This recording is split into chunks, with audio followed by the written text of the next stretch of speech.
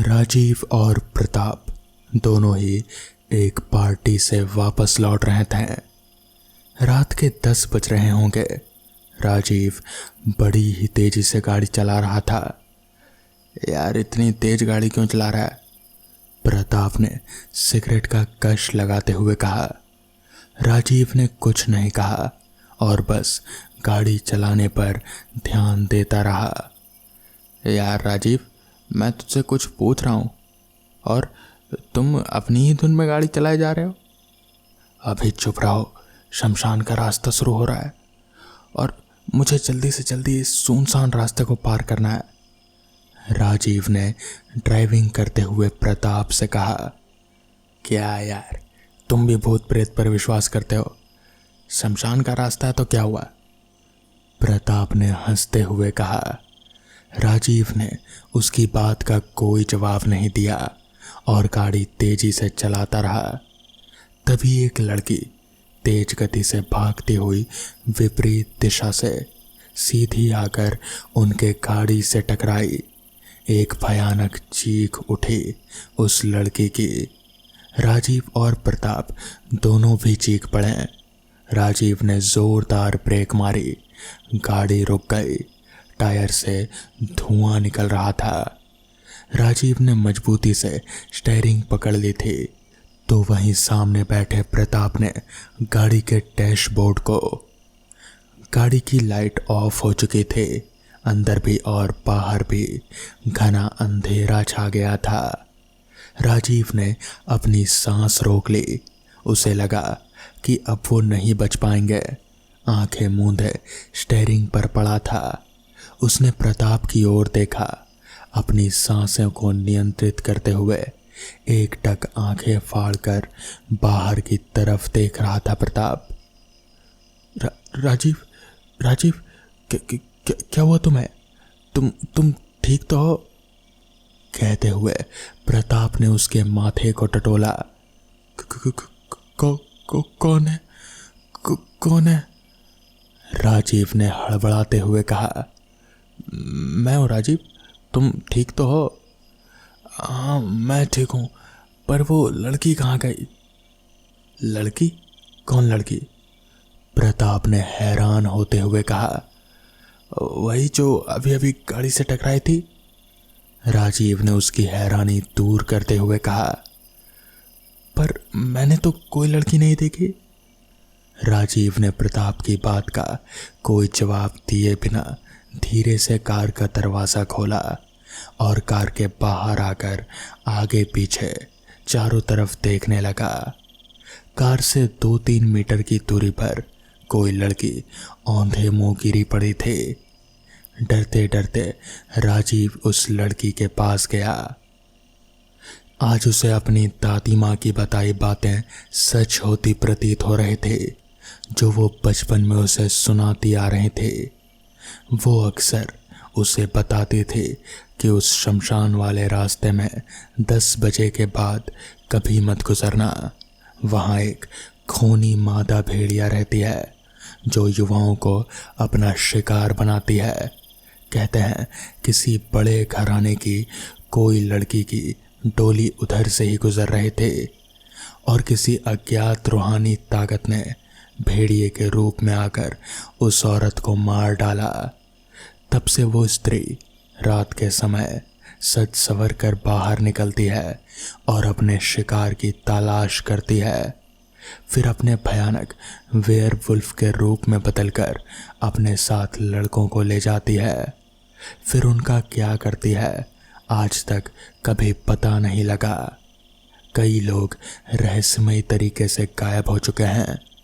आज भी वहाँ से गुजरने वाले लोगों का मानना है कि जिस भी वहशी दरिंदे ने नरपच्छी भेड़िए के रूप में उस स्त्री का कत्ल किया था, वो उसका बदला पूरे पुरुष समाज से लेना चाहते थे। गुर्राहट की आवाज के साथ राजीव अचानक से चौंक उठा। उसने चारों तरफ देखा, कोई नहीं था। फिर किसी कुत्ते या भेड़िए की गुर्राहट सुनाई दी। राजीव ने उस लड़की की नब्ज को टटोला जो अभी भी औंधे मुंह पड़ी थी। उसका शरीर पूरा ठंडा पड़ चुका था, पर नब्ज धीमी गति से अभी भी चल रहे थे। उसने उस लड़की को पुकारा, कौन हो तुम, और इतनी रात के यहाँ इस सुनसान शमशान के पास क्या कर रही हो? गुर्राहट की अचानक ही एक आवाज आई और वो लड़की उठी। उसके भयानक विभत्स चेहरे को देखकर राजीव की चीख निकल गई। उसकी शक्ल एक लड़की से धीरे धीरे एक भेड़िए के रूप में परिवर्तित हो रहे थे। दांत भयानक रूप से बाहर निकलने लगे थे, एकदम नुकीली, कुत्ते और भेड़िए के माफिक। कान और नाक बेहतरीन ढंग से बढ़ने लगे थे। चेहरे पर, पूरे शरीर पर बाल बढ़ने शुरू हो गए। आंखें एकदम लाल लाल खून के जैसी, अंधेरे में भी चमकती हुई। राजीव को सहसा विश्वास ही नहीं हुआ कि उसकी दादी की बताई बातें सच थी। अब उसे अपने परिवार की याद आने लगी। क्या हुआ राजीव? कौन है ये? नहीं, अचानक ही उस स्त्री के बदलते भेड़िए रूप को देखकर प्रताप चिल्ला उठा। उसकी चिल्लाहट उस सुनसान शमशान में गूंज उठी, पर सुनता कौन?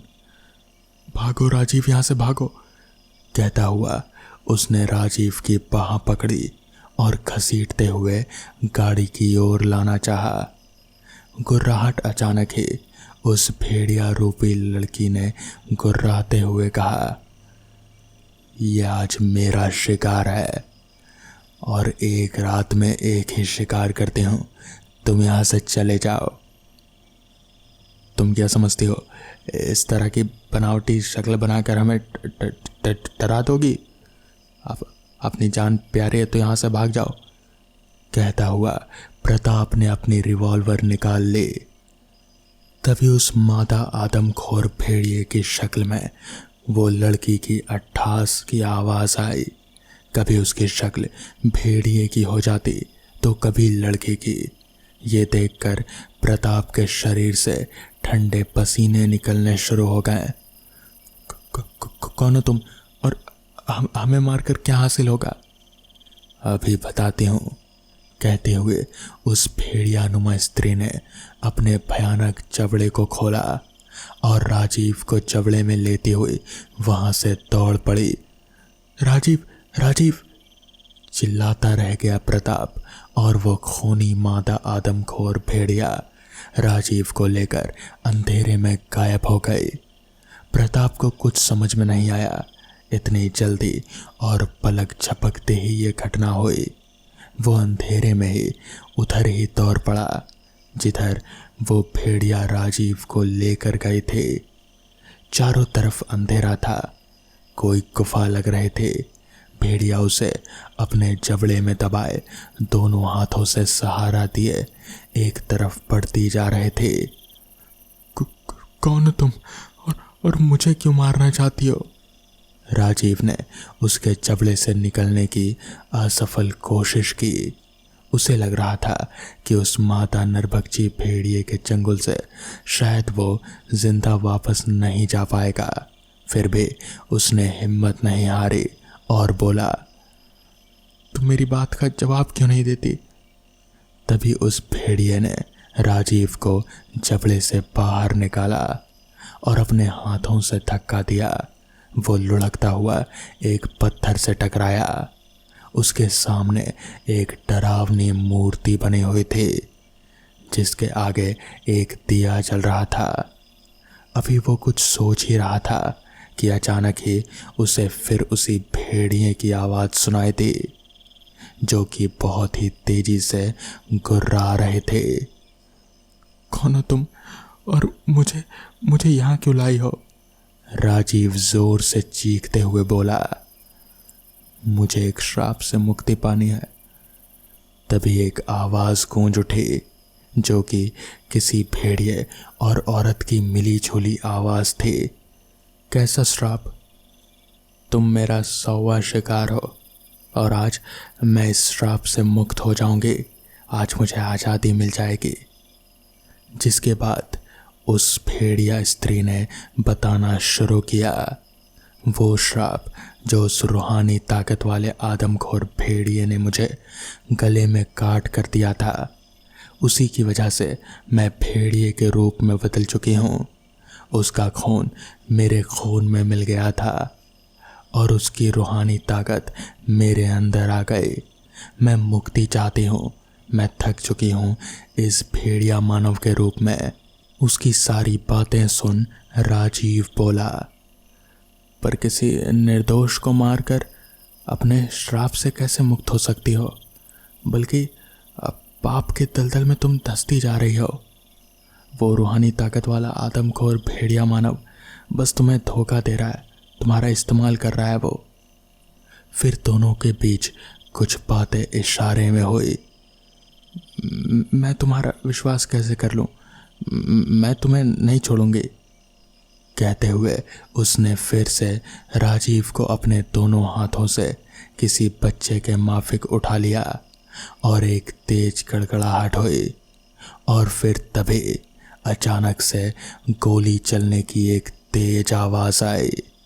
दरअसल वहां पर प्रताप पहुंच चुका था और प्रताप ने गोली सीधे उस वेयरवुल्फ के दिल में मारी थी, जैसा कि एक वेयरवुल्फ को मारने के लिए ही गोली चलाया हो। वो वेयरवुल्फ एकदम से जमीन पर जा गिरी और तभी वो धीरे धीरे बदलने लगी और उसका पूरा चेहरा वापस से एक खूबसूरत लड़की में बदल गया। राजीव तुरंत ही भागकर उस लड़की को उठाने की कोशिश करने लगा। वो उसे किसी भी हाल में मरने नहीं देना चाहता था, मगर अब तक बहुत देर हो चुकी थी। उस वेयरवुल्फ ने, या फिर यूं कहें कि अब उस लड़की ने राजीव के हाथों में ही अपना दम तोड़ दिया। राजीव की आंखों से भी कहीं ना कहीं आंसू के दो बूंद छलक आए। खैर, इसके अलावा और कोई चारा भी नहीं था। जिसके बाद प्रताप ने राजीव को संभाला और वो दोनों दोस्त वहां से निकल गए। तो दोस्तों, ये थी आज की पहली कहानी। तो चलिए बढ़ते हैं आज की दूसरी कहानी की ओर। बात कोई 10 साल पहले की है, जब मैं अपने घर से पहली बार नौकरी के लिए बाहर निकला था। मैं लिखित परीक्षा और इंटरव्यू में बहुत अच्छे नंबरों से पास होकर अपनी पहली पोस्टिंग में राजगढ़ के एक छोटे से गांव में पहुंचा। पहुंचते हुए शाम होने को थी।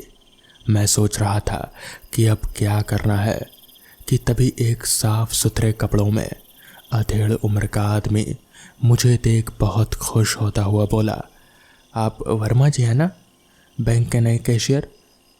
मेरे सिर हाँ में हिलाते ही उसने कहा कि उसका नाम रमेश है और वो मुझे लेने आया है। मैनेजर साहब ने बोला था। मेरा सामान लेकर थोड़ी दूर चलकर रिक्शा स्टैंड तक आया। फिर एक रिक्शा लेकर हम करीब 1 मील दूर एक कॉलोनी में आ गए। एक छोटे से एक मंजिला मकान का दरवाज़ा खोलकर मेरा सामान अंदर रखकर दौड़कर चाय बना लाया। फिर पूछा कि रात में आप क्या खाएंगे। मैं बैठक में सोफे पर बैठा था। मैंने पूछा कि यह घर किसका है, तो उसने कहा कि यह बैंक का गेस्ट हाउस है और मैं केयर टेकर। सुबह 6 बजे से रात 10 बजे तक आपकी सेवा में हाजिर। चूँकि साल 2 साल में एक आध बार ही कोई आता है, तो ये जगह खाली ही रहती है। इसलिए मैनेजर सर ने कहा है कि जब तक किराए के लिए कोई ठीक ठाक मकान नहीं मिल जाता, तब तक आप यहीं रहेंगे। चाय पीकर मैं अंदर के कमरे में गया। एक बेहतरीन कमरा, बड़ा पलंग, साफ सुथरा, देखकर दिल खुश हो गया। नहा धोकर रात का खाना खत्म कर थोड़ी देर तक किताब पढ़ते हुए कब आंख लग गई मालूम ही नहीं। तकरीबन रात 10 बजे मेरे पेट में बहुत जोर का दर्द उठा। मुझे ऐसा दर्द अक्सर उठता है जिसके लिए मैं हर वक्त दवाई की शीशी अपने बैग में ही रखता हूँ। जल्दी से उठकर बैग में देखा पर कहीं मिली नहीं। मैं शायद बैग भरते वक्त घर में ही भूल गया। अब क्या होगा? दर्द तो बढ़ता ही जा रहा था। एकाएक मुझे याद आया, कॉलोनी के गेट के पास मैंने एक डॉक्टर की दुकान देखी थी। सोचा शायद खुली हो। पास जाकर देखा तो दुकान खुली हुई ही थी और डॉक्टर साहब का नाम बोर्ड पर था, डॉक्टर अरुण अग्रवाल। सिर्फ एक आवाज़ देकर मैं अंदर पहुंच गया। देखा एक बहुत गंभीर पुरुष बेहतरीन काले कोट, सफ़ेद शर्ट और काली टाई पहने, आंखों पर मोटा चश्मा, कुछ पढ़ रहा था। मुझे देखते ही बहुत खरखराती सी आवाज़ में बोला, क्या हुआ? क्या तकलीफ़ है? मेरे बतलाते ही उन्होंने ठीक है कहा और फिर अपने पीछे की अलमारी से एक शीशी निकाली और उसमें से कुछ काले रंग का पाउडर सा निकाला और कहा, खा लो। आश्चर्य, पाउडर के गले में जाने के ठीक 1 मिनट के अंदर में ही दर्द पूरी तरह से गायब हो चुका था। मैंने पूछा, सर कितना हुआ? वो बहुत ज़ोर से डांट कर बोले, डॉक्टर अरुण को पैसे देगा, चल भाग। मैं भागकर क्लिनिक से बाहर आ गया और फिर घर आकर सो गया। कुछ दिन बहुत काम के बोझ के चलते फिर रविवार को मैनेजर जी के घर शाम को खाने पर गया था और लौटते हुए काफ़ी देर हो गई। रिक्शा लेकर लौटते हुए देखा डॉक्टर अरुण की क्लिनिक खुली हुई थी, सो वहीं रिक्शा छोड़ दिया। अंदर से बहुत से लोगों की हंसी की आवाज़ आ रही थी। जैसे ही मैंने अंदर झांका तो मेरा दिल गले में आ गया। डॉक्टर अरुण के साथ 3 इंसानी कंकाल थे जो बातें कर रहे थे और ज़ोर ज़ोर से हंस रहे थे। कोई एक्सरसाइज कर रहा था तो कोई बैठा बातों में मशगूल था। मैं तेज़ी से अपनी जान बचाकर भाग निकला। घर पहुंचकर देखा घर खुला हुआ ही था और खान सामा भी बैठा था। मेरी हालत देख खान सामा तेज़ी से पानी लाया और फिर उसने मुझे चाय बना कर दिया। चाय पीकर मैं कुछ आराम महसूस कर पाया। मेरी हालत देख खान सामा ने पूछा, साहब क्या हुआ? मैंने उसे पूरी कहानी सुना दी तो उसने पूछा, कौन डॉक्टर अरुण? मैं बहुत समझाता रहा पर वो समझ नहीं पाया। अगले दिन ऑफिस में मैनेजर साहब ने पूछा, क्यों? खान सामा बतला रहा था कि आप कहीं कुछ देखकर घबरा गए थे। मैंने अपने पहले दिन की कहानी से लेकर पिछले रात तक की सारी बातें खोल कर बतलाई। वो एकदम चुप हो गए। शाम तक उन्होंने मुझसे कोई बात नहीं की। शाम को सब जब जाने लगे तो वो मेरी कैबिन में आए और बैठ गए। थोड़ी देर में चपरासी चाय ले आया। चाय पीते हुए मुझसे बोले कि आज से कोई 10 साल पहले की बात है। इस जगह डॉक्टर अरुण की टक्कर का कोई दूसरा डॉक्टर नहीं था। वो लोगों को जो भी दवाई देते हैं कभी भी पैसे नहीं लेते हैं। एक बार जब बरसात के समय बहुत बड़ा तूफान आया तब डॉक्टर साहब अपने क्लिनिक में 4 मरीजों के साथ बैठे थे। अचानक एक बिजली कड़की और क्लिनिक के सामने वाले पेड़ पर गिरी। बहुत बड़ा पेड़ पूरी तरह से जलता हुआ उनकी क्लिनिक के ऊपर गिरा और वो 5 ही नहीं निकल पाए और वहीं जलकर राख हो गए। तब से आज तक रात में कई लोगों ने उस क्लिनिक को खोला और उन लोगों के साथ डॉक्टर अरुण को बैठा पाया है। वो लोग हंसी मजाक करते रहते हैं पर तुमने तो देखा ही नहीं बल्कि उनसे दवाई लेकर भी खाई है। विश्वास करे या नहीं मगर ये बात सच है। आज इतने साल हो गए मुझे फिर कभी भी पेट में दर्द नहीं हुआ। तो दोस्तों ये थी आज की कहानियाँ। अगर आपको ये कहानियाँ पसंद आई हो तो वीडियो को लाइक और चैनल को सब्सक्राइब करना ना भूलें। तो मैं आपका दोस्त आर्यन जल्द ही मिलूँगा आपसे ऐसी ही नई कहानियों के साथ। तब तक के लिए अपना ख्याल रखें।